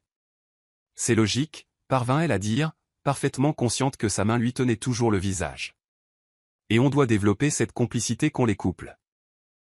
Les blagues privées, les regards entendus, la capacité de communiquer sans mots. Pratique, aussi. Et on a sans doute besoin d'en savoir plus l'un sur l'autre. De vraies choses, pas seulement les détails fictifs qu'on a improvisés. Comme le fait que tu as cette petite ride entre les sourcils quand tu réfléchis intensément, dit Noah, son pouce lissant doucement l'endroit qu'il venait de mentionner. Ou que tu enroules tes cheveux autour de ton doigt quand tu es nerveuse. Ou que tu as une minuscule cicatrice sur le menton, presque invisible. Sauf si on est assis assez près pour la remarquer. Emma retint son souffle. Tu as été attentif. J'essayais de ne pas l'être, admit-il. Mais tu n'es pas vraiment du genre à passer inaperçu. L'espace entre sembla se réduire, chargé de possibilités et du poids des questions non dites. Emma se sentit pencher légèrement en avant, attirée par la chaleur dans son regard et la douce pression de sa main contre sa joue. Noah. Oui. Je crois qu'on pourrait avoir des ennuis. De bons ou de mauvais ennuis? Je ne suis plus sûr qu'il y ait une différence. Il se pencha plus près. Et un instant, Emma crut qu'il allait l'embrasser à nouveau. Mais à la place, il posa son front contre le sien, fermant les yeux comme pour mémoriser cet instant. 40 personnes, murmura-t-il. 40 personnes, acquiesça-t-elle. On a intérêt à devenir très fort à ce jeu de la fausse relation. Très, très fort. Mais alors qu'il restait assis là, dans la voiture chaude, les lumières de la ville dessinant des motifs sur le pare-brise, ils savaient tous les deux que la frontière entre le faux et le vrai avait déjà été franchie. Désormais, la question n'était pas de savoir s'il pouvait convaincre sa famille qu'ils étaient amoureux. La question était de savoir s'il pouvait se convaincre qu'il ne l'était pas. Berkeley Hills, Californie. Maison de Mamie Lillian. Dimanche matin. Emma se tenait sur le porche qui faisait le tour de la maison victorienne de Mamie Lillian, serrant un bouquet de pivoine blanche et tentant de calmer son cœur qui battait la chamade. La maison était exactement comme elle l'avait imaginé, chaleureuse, accueillante, et débordant actuellement des bruits de ce qui semblait être une petite armée de Carter se préparant pour le brunch du dimanche. À travers les fenêtres, elle voyait des gens s'affairer à l'intérieur, mettant la table, arrangeant les fleurs, et s'adonnant à ce genre de chaos confortable qui témoignait de décennies de tradition familiale. Des rires d'enfants résonnaient depuis le jardin, se mêlant aux conversations des adultes et au cliquetis de la vaisselle qu'on arrangeait en buffet. 40 personnes, murmura-t-elle pour elle-même, rajustant sa robe d'été pour la 3e fois. Elle avait choisi ce tissu jaune pâle car il semblait joyeux et approprié pour une réunion de famille, mais maintenant elle se demandait si elle n'avait pas l'air trop habillée, si elle n'en faisait pas trop, si elle n'avait pas l'air, de façon trop évidente, de quelqu'un qui tentait désespérément de faire bonne impression à des gens à qui elle mentait. 43, en fait, dit Noah, apparaissant à ses côtés avec 2 tasses de café et une expression qui suggérait qu'il était tout aussi nerveux qu'elle. La famille de l'oncle Frank est bien montée de Los Angeles, et apparemment ma cousine Sophie a décidé d'amener son nouveau petit ami, ce qui veut dire que tout le monde va analyser notre relation en la comparant à la leur. Emma accepta le café avec gratitude, inhalant l'arôme riche comme s'il pouvait lui donner du courage. Donc, aucune pression, quoi? Aucune. Le sourire de Noah était ironique, mais elle pouvait voir la véritable anxiété dans son regard. Bien que je devrais sans doute mentionner que mon cousin Daniel, le détective, a posé des questions pointues sur la raison pour laquelle il ne t'a jamais rencontré avant, et que mon cousin adolescent Ryan a fait des recherches sur les conditions de certification de sommelier parce qu'il trouve suspect que tu en saches autant sur les crus de Bourgogne. Ta famille prend son processus de sélection au sérieux. Ma famille prend tout au sérieux, sauf les blagues de l'oncle Frank, que tout le monde ignore poliment parce qu'il part d'un bon sentiment, mais qu'il a le sens du timing d'un métronome cassé. Malgré sa nervosité, Emma rit. Au cours de la semaine passée, elle avait appris à aimer l'humour pince sans rire de Noah et sa capacité à trouver de la légèreté même dans les situations les plus stressantes. C'était l'une des nombreuses choses qu'elle avait découvertes sur lui lors de leur préparation minutieuse pour ce moment, des appels nocturnes qui s'éternisaient, des rendez-vous café déguisés en séances de coordination d'histoire, et de longues promenades dans le Golden Gate Park, où ils partageaient des détails de plus en plus personnels sur leur vie. Elle savait maintenant qu'il était gaucher mais avait appris à écrire de la main droite parce qu'une maîtresse de maternelle pensait que ce serait plus facile. Elle savait qu'il avait une cicatrice à l'épaule après être tombé d'un arbre à 10 ans en essayant de sauver le chat d'un voisin. Elle savait qu'il faisait des pancakes affreux mais des œufs brouillés incroyables, qu'il lisait des romans policiers quand il ne pouvait pas dormir, et qu'il avait l'habitude de fredonner distraitement quand il était concentré. Et elle commençait à soupçonner qu'elle était en train de tomber amoureuse de lui. Cette prise de conscience aurait dû la terrifier, mais au lieu de cela, cela lui semblait la chose la plus naturelle au monde. Noah Carter était gentil sans être naïf, drôle sans être cruel, et honnête d'une manière qui lui donnait envie d'être une meilleure personne. Le fait que leur relation ait commencé par un mensonge semblait de plus en plus insignifiant comparé à la réalité de ce qui s'était installé entre eux. Prête, demanda Noah en lui offrant son bras. Aussi prête qu'on puisse l'être pour tromper 43 personnes qui vous accueillent comme si vous étiez de la famille, répondit Emma, en prenant son bras et en s'émerveillant du naturel de ce geste. 43 personnes qui vont t'adorer, corrigea doucement Noah. Parce qu'il est impossible de ne pas t'aimer. Les mots la prirent par surprise, et elle leva les yeux pour le découvrir la regardant avec une expression bien trop tendre pour quelqu'un qui était censé faire semblant. Avant qu'elle ne puisse répondre, la porte d'entrée s'ouvrit à la volée, et Mamie Lillian apparut, telle une tornade d'excitation aux cheveux d'argent. Les voilà! Cria-t-elle par-dessus son épaule à toute la maison. Noah et Emma sont là. La réponse fut immédiate et impressionnante. Des gens commencèrent à surgir de diverses pièces, des oncles et tantes, des cousins allant des tout-petits aux étudiants, des amis de la famille qui avaient apparemment atteint le statut de parents honoraires, et ce qui semblait être au moins 3 chiens de taille et de niveau de dressage variés. Emma, ma chérie. Lillian enveloppa Emma dans une étreinte qui sentait la vanille et la cannelle. Tu es absolument radieuse. N'est-ce pas qu'elle est radieuse, tout le monde? Un chœur d'approbation s'éleva, et Emma se vit passer de personne en personne, telle une célébrité adorée faisant une apparition publique. Il y avait l'oncle Frank, dont la poignée de main enthousiaste faillit lui déboîter l'épaule, et tante Margaret, qui commença immédiatement à complimenter sa coiffure et à demander le nom de son coiffeur. Il y avait les cousins adolescents qui la regardaient avec la curiosité sceptique de jeunes gens qui avaient vu trop de désastres romantiques de leurs aînés, et les cousins plus âgés qui l'accueillaient avec la chaleur lasse de ceux qui avaient appris que l'harmonie familiale était plus importante que le drame personnel. Emma. Une femme de l'âge d'Emma s'approcha avec un sourire sincère et un bébé calé sur la hanche. « Je suis Anna, la cousine de Noah. Voici le petit Liam, qui est généralement bien plus charmant quand il ne fait pas ses dents. »« Il est magnifique, » dit Emma sincèrement, et fut récompensée quand le bébé tendit la main pour attraper son doigt avec une poigne étonnamment forte. « Oh, tu lui plais, » rit Anna. « C'est bon signe. Liam a un excellent jugement en matière de personnes. »« Noah, pourquoi tu ne nous as pas dit qu'Emma savait y faire avec les bébés ? » ?»« Je découvre encore ses talents cachés, » répondit Noah, et quelque chose dans sa voix fit s'accélérer le pouls d'Emma. En parlant de talents cachés, fit une nouvelle voix. J'adorerais en savoir plus sur ta certification de sommelière.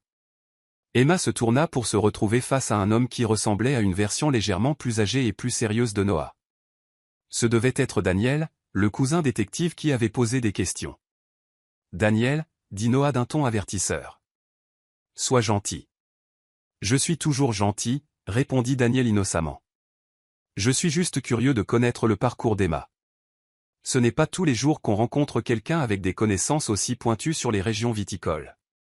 Emma sentit le poids de son examen et réalisa que c'était son premier vrai test. Daniel ne posait pas de questions parce qu'il était méfiant de sa profession.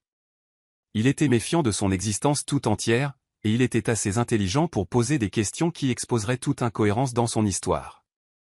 J'ai étudié à UC Davis, dit-elle calmement, se raccrochant à la vérité autant que possible.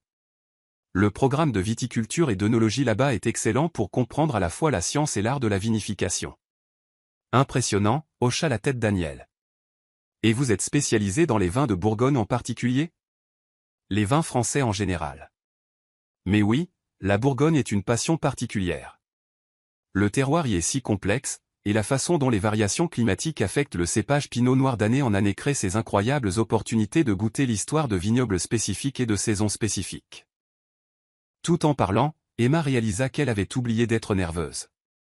C'était son domaine d'expertise, sa véritable passion, et parler de vin lui semblait aussi naturel que de respirer. Fascinant, dit Daniel, et elle put voir sa méfiance commencer à se muer en un intérêt sincère. Quel est votre avis sur les effets du changement climatique sur les régions traditionnelles de Bourgogne ? Oh, c'est une question tellement importante, répondit Emma, s'animant sur le sujet. Les augmentations de température décalent clairement le moment des vendanges, et certains producteurs expérimentent avec des vignobles à plus haute altitude pour maintenir les niveaux d'acidité qui rendent la Bourgogne si distinctive. Elle continua de parler, consciente d'avoir rassemblé un petit public de membres de la famille qui semblaient sincèrement intéressés par ses explications. Noah la regardait avec une fierté évidente, et même Daniel semblait détendre sa posture d'enquêteur. « Tu t'y connais vraiment ?» dit une jeune femme qui se présenta comme la cousine Sophie. « Je gère un restaurant à Sacramento, et on a toujours du mal avec les accords mets-vins. Peut-être que tu pourrais nous recommander des alternatives aux choix habituels. » En un rien de temps, Emma fut entourée de membres de la famille lui posant des questions sur les accords mets-vins, des recommandations de restaurants et des conseils de voyage pour des visites de vignobles. « Très bien, tout le monde », la voix de Mamie Lilian coupa court au bavardage. « Laissez respirer Emma et allez tous manger un peu avant de harceler la pauvre petite à mort avec vos questions. » La famille se dispersa vers la salle à manger, mais pas avant que plusieurs personnes ne lui aient demandé ses coordonnées pour de futures consultations vinicoles. Emma sentit une lueur chaleureuse d'acceptation qui n'avait rien à voir avec le statut de sa fausse relation, mais tout à voir avec le fait d'être appréciée pour ses connaissances et son expertise. C'était impressionnant, dit Noah à voix basse alors qu'il suivait la foule vers le buffet. Tu as conquis le comité d'interrogatoire sans sourciller. Ta famille est sincèrement intéressée par l'apprentissage de nouvelles choses, répondit Emma. C'est rafraîchissant. La plupart des gens veulent juste savoir si je peux leur obtenir des réductions sur des bouteilles chères. La salle à manger était un chef-d'œuvre de chaos organisé. Plusieurs tables avaient été disposées pour accueillir la foule, et la table du buffet gémissait sous le poids du légendaire festin de Mamie Lilian, des piles vertigineuses de pancakes aux myrtilles, du bacon croustillant, des pommes de terre rissolées parfaitement assaisonnées, des fruits frais disposés en présentoirs artistiques, et ce qui semblait être au moins 3 types différents de pain fait maison. Lilian, c'est incroyable, dit Emma alors que la vieille dame lui tendait une assiette. Comment parvenez-vous à cuisiner pour autant de monde? L'habitude, ma chère, et beaucoup d'aide, répondit Lilian avec un sourire satisfait. Bien que je doive admettre que c'est plus amusant quand j'ai quelqu'un de nouveau pour qui cuisiner. Noah s'est vanté de tes talents culinaires, alors j'espère que tu partageras cette recette de risotto qu'il a mentionnée. Emma lança à Noah un regard qui promettait une vengeance future pour ses affirmations culinaires fictives, mais sourit à Lilian. Avec plaisir, mais je dois vous prévenir que ce n'est pas aussi impressionnant que tout ceci. N'importe quoi. Toute femme capable d'illuminer mon petit-fils comme tu le fais est clairement talentueuse là où ça compte le plus. Alors qu'il trouvait des places à l'une des plus petites tables avec Anna, Daniel et quelques autres cousins, Emma s'émerveilla de l'intimité facile de la dynamique familiale. Les conversations fusaient entre les tables, les gens sautant d'un sujet à l'autre, échangeant des blagues d'initiés, et prenant des nouvelles des vies des uns et des autres avec ce genre d'intérêt sincère qui témoignait d'une affection profonde et durable. Alors, Emma, dit Anna en coupant de la nourriture pour le petit Liam, quel est le programme pour l'anniversaire de Noah le mois prochain? Maman a parlé d'une escapade à Sonoma. On est encore en train de finaliser les détails, répondit prudemment Emma, même si je dois admettre que je suis excitée à l'idée de passer plus de temps dans la région des vins avec vous tous. Je te préviens, intervint Daniel avec un sourire en coin. Cette famille prend les anniversaires très au sérieux. L'année dernière, on a loué une maison à Tao pour les 60 ans de papa, et ça s'est transformé en un festival de 3 jours de randonnée, de compétition de cuisine et de tentatives de one-man show de l'oncle Frank. La partie compétition de cuisine a l'air sympa, dit Emma. Oh, ça l'est, approuva Anna, mais tu devrais savoir que Noah est connu pour être très compétitif sur le petit déjeuner. Il a passé 2 heures à perfectionner sa technique d'omelette juste pour battre le pain perdu de la cousine Sophie. J'ai gagné cette compétition à la loyale, protesta Noah. Mon omelette aux herbes était une œuvre d'art. Ton omelette aux herbes était prétentieuse, cria Sophie depuis la table voisine, ayant apparemment tout entendu. Qui met des micro-pousses dans une omelette lors d'un petit déjeuner familial? Quelqu'un qui comprend que la présentation compte, rétorqua Noah. La dispute bon enfant qui s'ensuivit fit rire Emma jusqu'à en avoir mal aux côtes. Au fil de la matinée, elle se surprit à se détendre dans le rythme du chaos familial des Carter. Il y eut des histoires de farces d'enfance, des débats sur les meilleurs sentiers de randonnée du nord de la Californie, et une longue discussion pour savoir si la famille devait adopter un thème de costume de groupe pour Halloween. L'oncle Frank raconta une série de blagues de plus en plus nulles que tout le monde fit semblant d'apprécier. Les adolescents expliquèrent les tendances actuelles des réseaux sociaux à des adultes perplexes.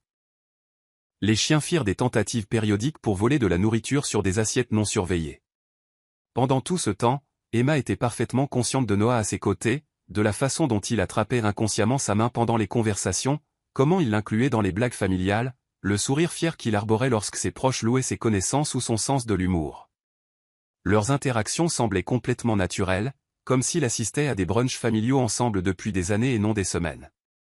Emma, l'appela mamie Lilian lors d'une brève accalmie dans la conversation. J'espère que ça ne te dérange pas, mais j'ai quelque chose pour toi. Elle disparut dans la cuisine et revint avec un paquet emballé qu'elle présenta à Emma avec un sourire légèrement nerveux. Ce n'est rien d'extraordinaire, dit Lilian, mais j'ai vu ça et j'ai pensé à toi. Emma déballa le paquet et découvrit un magnifique foulard en soie dans des tons de bleu nuit et d'argent, avec un motif complexe qui captait la lumière. Il était manifestement cher, manifestement choisi avec soin, et manifestement offert avec une affection sincère. Lilian, c'est somptueux, dit Emma, la voix légèrement étranglée par l'émotion, mais vous n'auriez pas dû. Bien sûr que si, l'interrompit Lilian. Tu fais partie de la famille maintenant, et je dois admettre que j'étais si excitée à l'idée d'avoir une autre femme dans la famille qui apprécie les belles choses. Comprends-moi bien, j'adore mes petites filles, mais l'idée qu'Anna se fait de la mode, c'est tout ce qui est propre et ne montre pas les régurgitations de bébé, et Sophie pense qu'un accessoire, c'est porter ses chaussures de randonnée porte-bonheur. Et protestèrent les 2 femmes simultanément, mais elles riaient. Emma tint le foulard contre elle, sentant le poids de la générosité de Lilian et la complexité d'accepter un cadeau donné sous de faux prétextes. La soie était magnifique, clairement choisie avec réflexion et soin, et le geste semblait si sincèrement aimant que sa poitrine se serra d'émotion. « Merci, dit-elle doucement. C'est magnifique et j'y tiendrai beaucoup. » « Oh, bien. Lilian rayonna. J'espérais que ça te plairait, Emma. Le bleu est vraiment ta couleur. Alors que la conversation reprenait autour d'eux, Noah se pencha plus près d'Emma, sa voix si basse qu'elle seule pouvait l'entendre. C'est ce foulard, murmura-t-il. Quel foulard? Le foulard de Noël qu'elle a acheté pour Emma l'année dernière. Celui qui est resté dans mon placard avec l'étiquette. Emma baissa les yeux sur la magnifique soie dans ses mains, réalisant toute la portée de ce qui venait de se passer. Ce n'était pas juste un cadeau pour la nouvelle petite amie de Noah.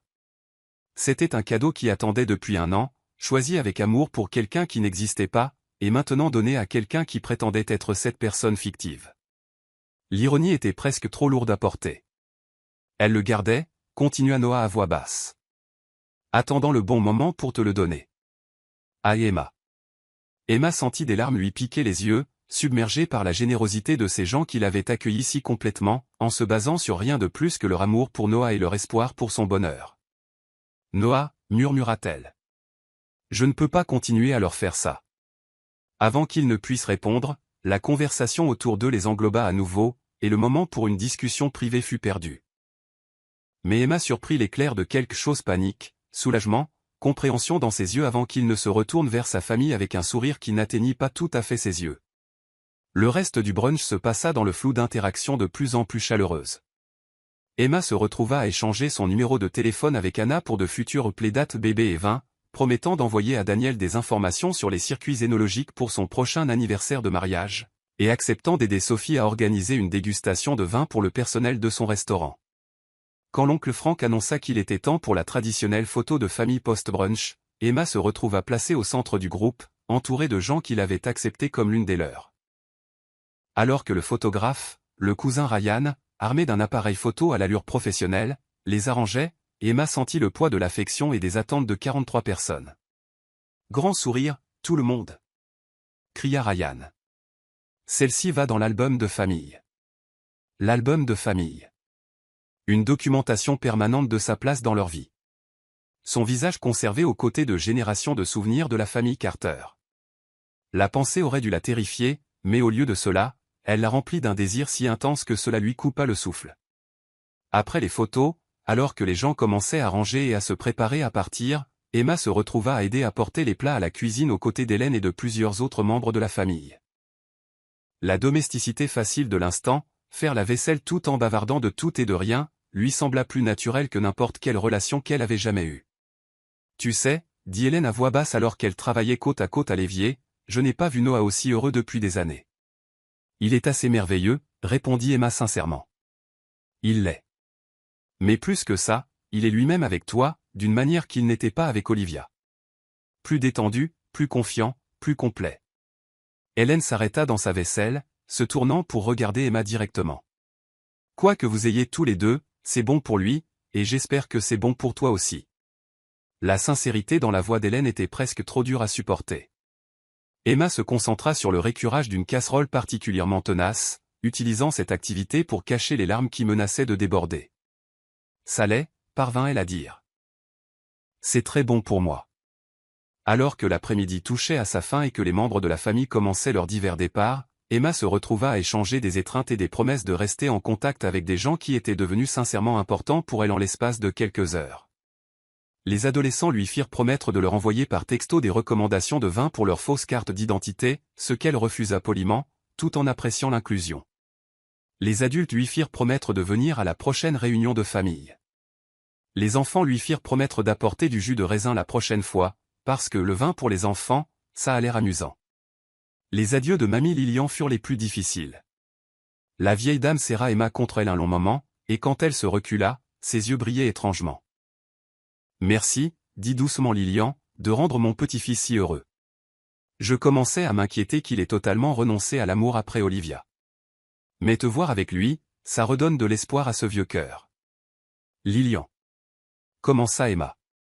Mais la vieille dame secoua la tête. Pas besoin de parler, ma chère. Prenez juste soin l'un de l'autre, d'accord? Un amour comme le vôtre est précieux. Ne laissez pas le monde vous le faire oublier. Alors qu'ils retournaient à la voiture de Noah, ils étaient tous les deux silencieux, assimilant l'intensité émotionnelle de l'après-midi. Le soleil commençait à se coucher, projetant de longues ombres sur les collines de Berkeley, et l'air portait les premiers soupçons de fraîcheur du soir. Eh bien, dit enfin Noah alors qu'il montait en voiture. Ça s'est mieux passé que prévu. Mieux comment? Personne n'a demandé à voir nos photos de vacances en couple. Daniel n'a pas fait de vérification d'antécédents. Ryan n'a pas exigé de voir ta certification de sommelière. Et l'oncle Frank n'a raconté que 3 blagues vraiment nulles au lieu de sa douzaine habituelle. Emma parvint à sourire, mais son cœur était lourd du poids des tromperies de la journée. Il t'aime tellement. C'est vrai. Et il t'aime toi aussi. Ils aiment Emma. Ils aiment l'idée d'Emma. Ils aiment ce que Emma représente pour ton bonheur. Noah resta silencieux un moment, négociant la route sinueuse qui descendait des collines. Quand il reprit la parole, sa voix était prudente, mesurée. Et si Emma et Emma n'étaient pas si différentes qu'on le pensait? Que veux-tu dire? Je veux dire, tout ce qu'ils aiment chez Emma, ton intelligence, ta passion pour ton travail, ta capacité à t'intégrer au chaos de notre famille, ta gentillesse envers ma grand-mère, ta patience face à l'interrogatoire de Daniel, tout ça, c'est toi. La vraie toi. Emma regarda par la fenêtre le paysage qui défilait, ses émotions formant un enchevêtrement compliqué d'espoir, de culpabilité et de désir. Mais la base reste un mensonge. Noah, je ne suis pas ta petite amie de Portland avec qui tu sors depuis 2 ans. Je ne suis pas quelqu'un dont tu es tombé amoureux progressivement. Je suis quelqu'un que tu as embrassé en désespoir de cause lors d'un mariage et que tu as ensuite convaincu de continuer à mentir à ta famille. Vraiment, demanda-t-il doucement. Vraiment quoi? Suis-je quelqu'un qui t'a convaincu de continuer à mentir? Ou es-tu quelqu'un dont je suis en train de tomber amoureux, qui se trouve m'aider à gérer les conséquences d'un mensonge que j'ai dit avant de la rencontrer? La question resta en suspens entre eux, tel un pont que ni l'un ni l'autre n'était tout à fait prêt à traverser. Emma sentit son cœur battre à tout rompre, consciente qu'ils approchaient d'une conversation qui changerait tout entre eux. Noah. Parce que voilà, Emma. J'ai commencé à mentir à propos d'Emma parce que j'avais peur d'être à nouveau vulnérable. Peur de risquer mon cœur pour quelqu'un qui pourrait décider que je n'en valais pas la peine. Mais cette semaine, en apprenant à te connaître, en passant du temps avec toi, en te regardant charmer ma famille, gérer les questions de Daniel et illuminer ma grand-mère de bonheur. Il se gara sur le côté de la route et se tourna complètement vers elle. Je n'ai plus peur. Tu devrais, murmura Emma. Parce que moi, je suis terrifié. Terrifié de voir à quel point je veux que ce soit réel. À quel point je m'intègre parfaitement à ta famille, à ta vie. À quel point cela semble naturel de te tenir la main, de rire de tes blagues nulles et de m'inquiéter de savoir si tes proches m'apprécient. Elle rencontra son regard, ses propres yeux brillants de larmes retenues.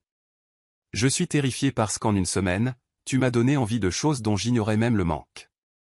L'espace entre eux vibrait de possibilités et de risques. Noah tendit la main lentement, lui donnant le temps de reculer, et prit doucement son visage entre ses mains. Et si on arrêtait de faire semblant, demanda-t-il doucement. Et si on leur disait la vérité sur notre rencontre, si on s'excusait pour la supercherie, et si on leur demandait si on pouvait tout recommencer. En tant que nous-mêmes, sans mensonge entre nous? Et s'ils nous détestent pour leur avoir menti? Alors on affrontera ça ensemble. Mais Emma, je ne peux pas continuer à prétendre que ce que je ressens pour toi est faux. Et je ne pense pas que tu le puisses non plus. Il avait raison, et ils le savaient tous les deux. Les sentiments entre eux avaient grandi au-delà de tout ce qu'ils avaient pu imaginer, créant quelque chose de réel, de précieux, et qui valait la peine de se battre. D'accord, murmura Emma. D'accord, disons-leur la vérité. Voyons si un amour bâti sur l'honnêteté est plus fort qu'un amour bâti sur des mensonges. Le sourire de Noah était radieux, transformant tout son visage de joie et de soulagement. Tu es sûr? Je suis sûr que je suis en train de tomber amoureuse de toi, Noah Carter. Et je suis sûr que ta famille mérite mieux que notre tromperie.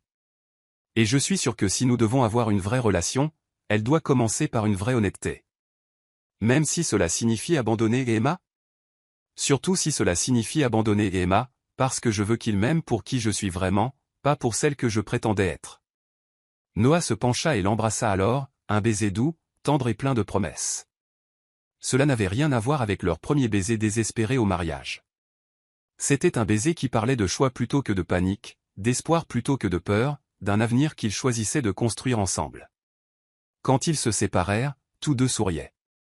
Alors, dit Emma, comment on annonce exactement à 43 personnes qu'on leur a menti sur toute notre relation? Très prudemment, répondit Noah. Et probablement avec beaucoup de vin. Heureusement pour nous, je sais où trouver du bon. Heureusement pour moi, corrigea Noah, en prenant sa main et en la portant à ses lèvres. Je connais quelqu'un d'incroyable qui est prêt à prendre ce risque fou avec moi. Alors qu'ils retournaient vers la ville, les mains entrelacées et leur avenir incertain, mais plein d'espoir, ils savaient tous les deux que la véritable histoire d'amour ne faisait que commencer. Épilogue 1 an plus tard, Napa Valley, Californie. Le même vignoble où tout avait commencé. Le soleil d'automne jetait une lumière dorée sur le vignoble tandis qu'Emma ajustait sa robe bleu nuit. La même qu'elle avait portée au mariage de Lily exactement 1 an auparavant. Mais cette fois, elle n'était pas une inconnue jouant désespérément le jeu d'une relation fictive. Cette fois, elle était exactement là où elle devait être. Tu as l'air nerveuse, observa Noah, en redressant sa cravate alors qu'il marchait vers la zone de réception familière. Devrais-je m'inquiéter que tu t'enfuis si un inconnu désespéré essaie de t'embrasser? Très drôle, répondit Emma, tout en souriant. Je ne suis pas nerveuse à cause d'inconnus. Je suis nerveuse à l'idée de faire face à toute ta famille après leur avoir avoué qu'on leur avait menti pendant des mois. Notre famille, corrigea doucement Noah. Et ils nous ont pardonné, tu te souviens? Finalement, oui, rit Emma, se souvenant de la réunion de famille qu'ils avaient convoquée 6 mois plus tôt. Mamie Lilian avait été blessée, mais compréhensive. Vous, les jeunes, et vos fréquentations compliquées. L'oncle Frank avait trouvé ça hilarant. La meilleure histoire d'amour que j'ai jamais entendue. Daniel avait été méfiant, mais impressionné. La plupart des gens mentent pour sortir d'une relation, pas pour y entrer. Et Hélène les avait simplement serrés dans ses bras en disant qu'elle était fière d'eux d'avoir choisi l'honnêteté. Le seul qui avait été vraiment en colère était Ryan, qui s'était senti trahi que son travail de détective sur les certifications de sommelier ait été inutile. Il s'en était remis quand Emma l'avait aidé à planifier une demande en mariage sur le thème du vin qui était devenu viral sur les réseaux sociaux. De plus, continua Noah en lui prenant la main. Cette fois, on ne fait pas semblant. Cette fois, si quelqu'un demande si on est fous amoureux, on peut dire oui sans croiser les doigts dans le dos. Fous amoureux, médita Emma. C'est une façon de le dire. Je préfère complètement, désespérément, ridiculement amoureux. Je préfère fiancé, dit Noah avec un sourire qui faisait encore bondir son cœur. Emma baissa les yeux vers l'élégante bague en saphir à sa main gauche, une pierre de la couleur exacte de sa robe de cette première nuit. Noah le lui avait expliqué lors de sa demande en mariage 3 mois plus tôt, dans le jardin de Mamie Lilian. La demande avait été parfaite, pas de panique désespérée, pas de petites amies fictives, juste Noah, un genou à terre, lui disant qu'elle lui avait fait croire à nouveau en l'amour. Les voilà. Porta la voix de Lily alors qu'elle s'approchait dans sa robe de demoiselle d'honneur principale. C'était sa 2e fête d'anniversaire de mariage, elle avait insisté pour recréer certains éléments de sa réception d'origine. Le couple du jour. S'il vous plaît, dites-moi que vous n'avez pas demandé au photographe de recréer la photo de ce premier baiser, dit Emma, bien qu'elle rit. Oh, ça va totalement arriver, répondit Lily avec une joie malicieuse. Mais cette fois, vous vous y attendrez tous les deux. Alors qu'il se mêlait aux autres invités, dont beaucoup avaient été au mariage d'origine, Emma s'émerveilla de voir à quel point tout semblait différent. Elle n'était pas en train de mémoriser frénétiquement des détails fictifs sur la vie d'Emma ou d'essayer d'éviter des questions gênantes. Elle était simplement Emma Liu, sommelière, la fiancée de Noah, et un membre bien-aimé de la famille Carter. Emma, ma chère, Mamie Lilian apparut avec son timing parfait habituel, resplendissante dans une robe lavande et arborant son plus grand sourire. Tu es absolument radieuse. Les fiançailles te vont à ravir. Merci, Lilian. Vous êtes aussi magnifique. Eh bien, je devrais. Je suis sur le point de devenir une arrière-grand-mère par alliance pour la femme la plus charmante qui soit. En parlant de ça, les yeux de Lilian pétillèrent de malice. Avez-vous réfléchi à quand vous feriez de moi une vraie arrière-grand-mère? Lilian. Protesta Noah, mais il riait. Quoi? J'ai 83 ans. Je n'ai plus le temps pour la subtilité. Avant qu'Emma ne puisse répondre, une voix familière coupa court au rire. Tiens, l'heureux couple. Ils se tournèrent pour voir Olivia s'approcher, élégante comme toujours, mais semblant en quelque sorte plus douce qu'1 an auparavant. Son sourire semblait sincère plutôt que prédateur. Olivia, dit Noah prudemment. Je ne savais pas que tu serais là. Lily m'a invité. J'espère que ça ne pose pas de problème. Le regard d'Olivia se déplaça entre eux, et Emma fut surprise de voir ce qui ressemblait à une chaleur sincère dans ses yeux. Je voulais vous féliciter tous les deux. Et m'excuser pour mon comportement au mariage l'année dernière. Olivia. Commença Emma, mais l'autre femme leva la main. Non, s'il te plaît, laisse-moi parler. J'étais blessée et mesquine, et probablement encore amoureuse de l'idée de toi, Noah. Même si je savais que nous n'étions pas faits l'un pour l'autre. En vous voyant tous les deux ce soir-là, j'ai pu voir quelque chose de vrai, quelque chose que je n'avais jamais eu avec toi, et je crois que j'étais jalouse. L'aveu resta en suspens un instant avant qu'Olivia ne continue, mais en vous voyant maintenant, 1 an plus tard, en voyant à quel point vous êtes heureux tous les deux, je suis sincèrement heureuse que ça ait marché. Vous vous méritez, dans le meilleur sens du terme. Merci, dit Noah doucement. Ça compte beaucoup. Et Emma. Olivia se tourna vers elle avec un sourire mélancolique. Je dois admettre que ta vivacité d'esprit avec l'histoire du nom était impressionnante. La plupart des gens auraient paniqué, mais tu en as fait une partie de votre histoire d'amour. Brillant.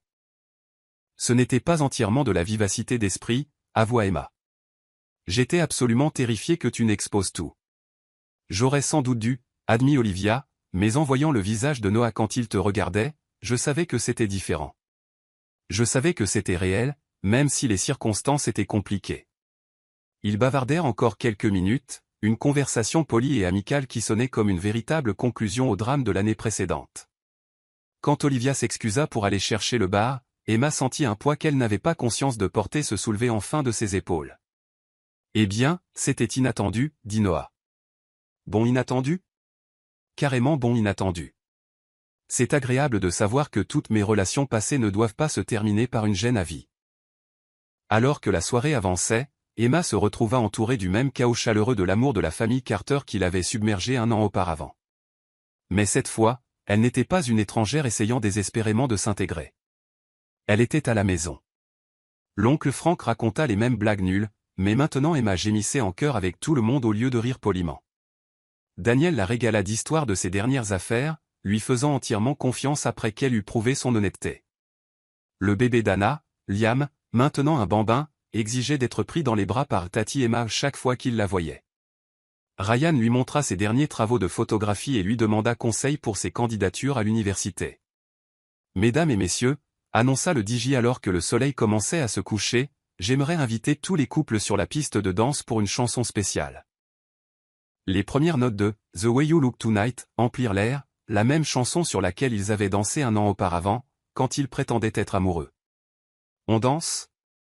Offrit Noah avec une révérence théâtrale.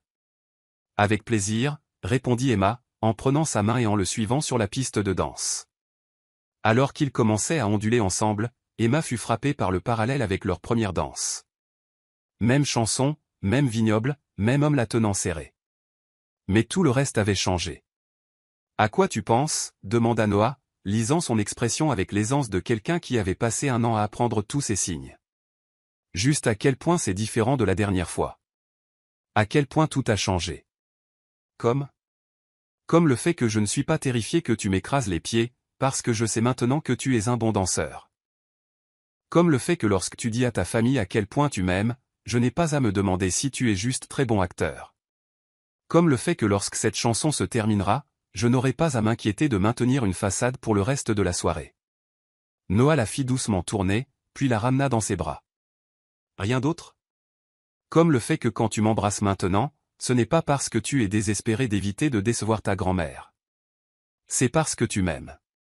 Est-ce ta façon de me demander de t'embrasser, Emma Liu ? C'est possible, Noah Carter. Eh bien, dans ce cas. Il l'embrassa alors, un baiser doux, tendre et plein de la promesse de tout leur lendemain. Autour d'eux, d'autres couples continuaient de danser, mais Emma avait l'impression qu'ils étaient dans leur propre bulle de bonheur parfaite. Quand ils se séparèrent, tous deux souriaient. Tu sais, dit Emma, je ne t'ai jamais remercié correctement. Me remercier pourquoi ? Pour avoir un jugement si affreux dans les moments désespérés. Si tu avais choisi quelqu'un d'autre à embrasser ce soir-là, je n'aurais jamais rencontré l'amour de ma vie. Mon jugement n'était pas si affreux, protesta Noah. Je t'ai choisi, non ? Vrai, mais tu ne savais pas que tu me choisissais. Tu as juste vu une femme en robe bleue et tu as espéré que ça passe. En fait, dit Noah, sa voix se faisant entendre, j'ai vu une femme qui semblait tout droit sortie d'un conte de fées, debout, seule, et qui avait l'air d'attendre que quelque chose de magique se produise. J'étais peut-être désespéré, mais je n'étais pas aveugle. Quelque chose de magique? Répéta doucement Emma. C'est ce que c'est? Ça, dit Noah, en désignant le vignoble autour d'eux, sa famille qui dansait à proximité, la bague à son doigt et l'amour dans ses yeux, c'est mieux que de la magie. C'est réel. Alors que la chanson touchait à sa fin et que les premières étoiles apparaissaient dans le ciel qui s'assombrissait, Emma réfléchit à l'étrange voyage qui les avait amenés à ce moment. Une fausse relation bâtie sur la panique et les mensonges s'était en quelque sorte transformée en l'amour le plus honnête et le plus sincère qu'elle ait jamais connu. Noah? MMH? L'année prochaine, quand on reviendra ici pour la 3e fête d'anniversaire de Lily, tu penses qu'on sera mariés? L'année prochaine, dit Noah avec une certitude absolue, nous serons de retour ici en tant que M et Madame Carter, probablement en train de nous disputer pour savoir si notre propre mariage était plus romantique que celui-ci. Et est-ce qu'il sera plus romantique? Impossible, répondit Noah en lui embrassant doucement le front. Rien ne pourrait être plus romantique que l'endroit où j'ai rencontré l'amour de ma vie. Même si tu l'as rencontré dans des circonstances complètement folles en mentant à toute ta famille. Surtout à cause de ça, dit Noah en riant. Après tout, combien de personnes peuvent dire que leur histoire d'amour a commencé par une fausse relation et s'est terminée par la vraie? Alors qu'ils ondulaient ensemble sous les étoiles, entourés de leur famille, de leurs amis et de la promesse d'une vie de bonheur à venir, Emma ne put s'empêcher de sourire à la magnifique absurdité de tout cela. Parfois, les meilleures histoires d'amour commençaient par les pires idées. Et parfois, si vous étiez très chanceux, une minute de désespoir pouvait mener à une vie entière d'amour. Fin.